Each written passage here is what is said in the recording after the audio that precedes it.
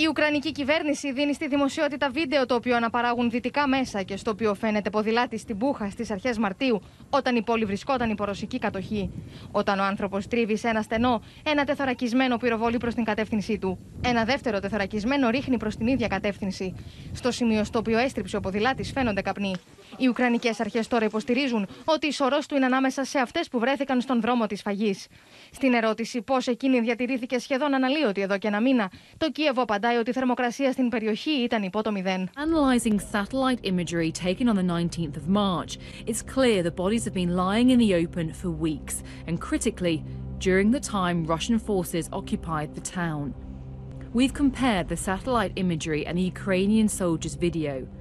By highlighting bodies seen on the street, it's clear they're in the same locations. Gibt es Auswertung von Satellitenbildmaterial, das aufgenommen wurde zwischen dem 10. und dem 18. Juni sage ich schon, März 2022, das den Schluss zulässt, dass die Opfer in der Jablunska-Straße in Butscha, das ist die Aufnahmen, die wir alle wahrgenommen haben, bereits seit mindestens 10. März dort gelegen haben.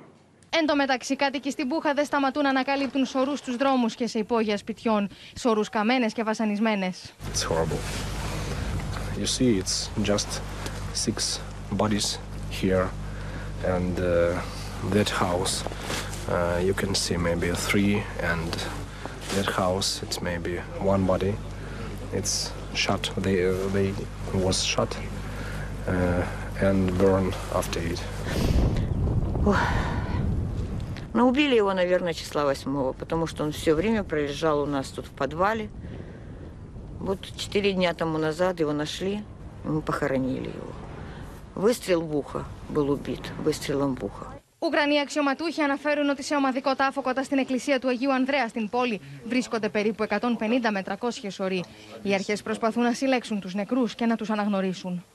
Я вважаю, що російська армія, російське керівництво політичне, всі, хто розробляли цю операцію, всі, хто надавали накази, всі, хто виконували ці накази, всі є військовими злочинцями.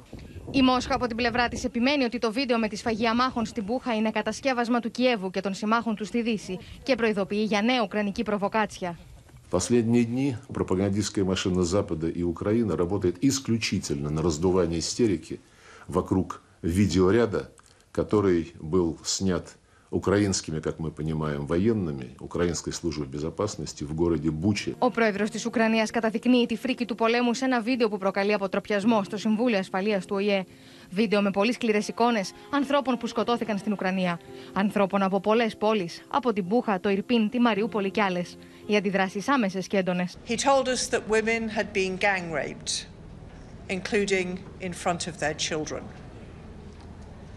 That people had had their limbs cut off and their tongues cut out.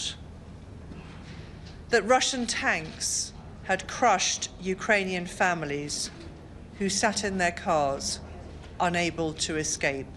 Στο Συμβούλιο Ασφαλείας του ΟΗΕ οι τόνοι ανεβαίνουν μεταξύ των απεσταλμένων των δύο αντιμαχόμενων πλευρών. Look, this is a warfare, and in warfare anything happens, and you